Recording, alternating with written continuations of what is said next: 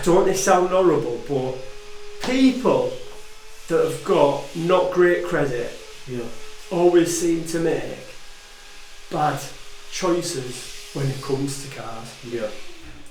They'll want a lumpy German car, normally a diesel, BMW, an Audi, or a Land Rover, a Vogue. These cars are predominantly problematic cars, aren't they? When someone's got maybe adverse credit and they're making those choices in getting certain cars as well, it could just be because that's what they could potentially afford as well. Yeah, that's it. So they're looking, it's like a champagne car for lemonade money. If there's anyone out there and they've got bad credit, a Tesla is the car that you should be looking at. 100%. And you might look at them and think, oh, this one, I want one with 30,000 miles on, but I can't afford it. Because like a Model 3 with 30,000 miles could be around 20 grand easy on a 21, 22 plate, couldn't it? But if you're looking at a Tesla Model 3 with 95,000 miles on a standard range, you can get one for like 13 to 14 grand easy. And if you spread that across the longest term that we can, put our finance into place with, you're talking like £170 a month, £180 a month. With what type of deposit? £1,000 deposit. £1,000 if that. deposit, If that. So I did a quote for that performance Model 3 that we've got in. So where somebody wants like the thrill of having the performance, right? That car is priced at £15,000 as it is currently right now. With I think with a couple of £1,000 deposit over the longest term that we do, comes in at about 190 quid. That's bad. So this is what I'm trying to get at. Someone would go get a BMW and they'd be paying the same type of amount of money, right?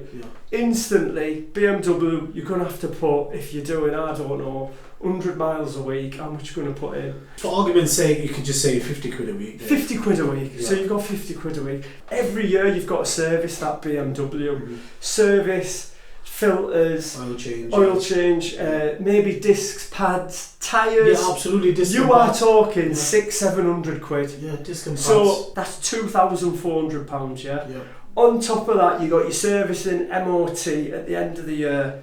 We're talking, let's just say, average bill £600 plus 600. Then you've got your car tax. What?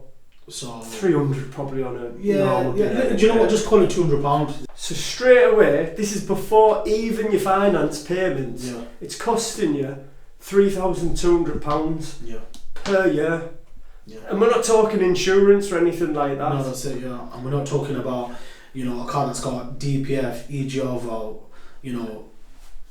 timing chain problems. Campbell, water pump, AdBlue.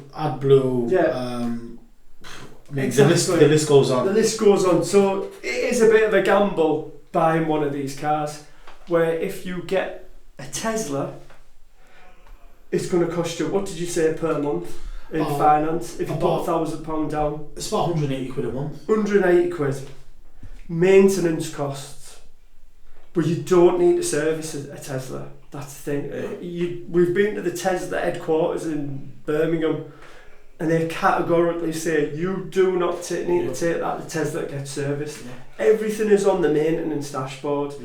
You can even do like HEPA filters yourself, can't you? HEPA filters, pollen filters, cabin filters, whatever. Exactly, all that. So your maintenance costs are like, don't get me wrong, they're not zero, because you might need to change the tyres, or you might need to do the windscreen wipers. But on average, in a year, I would say, let's say what, 300 quid? Not even.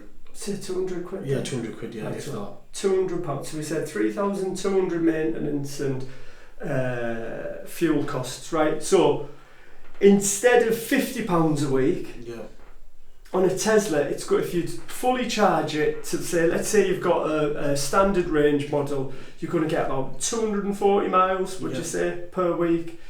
So that's about 50 quid worth of fuel as well, isn't it? So that will cost you on a full charge with Octopus overnight, that will cost you £9. £9 per week.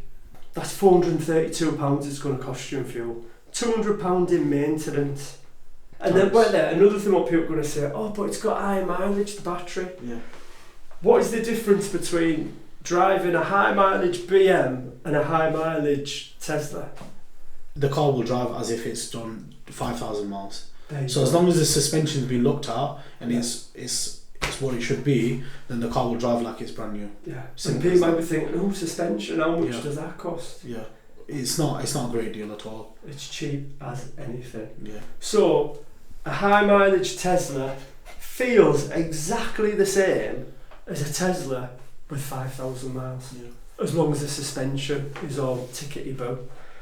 A BMW with 5,000 is going to feel completely different to one with 150,000 miles. Yeah, because all the mounts, engine mounts and gearbox mounts and all the vibrations. Just the engine. The engine just feels different, doesn't it? Yeah, of course it does. 100%.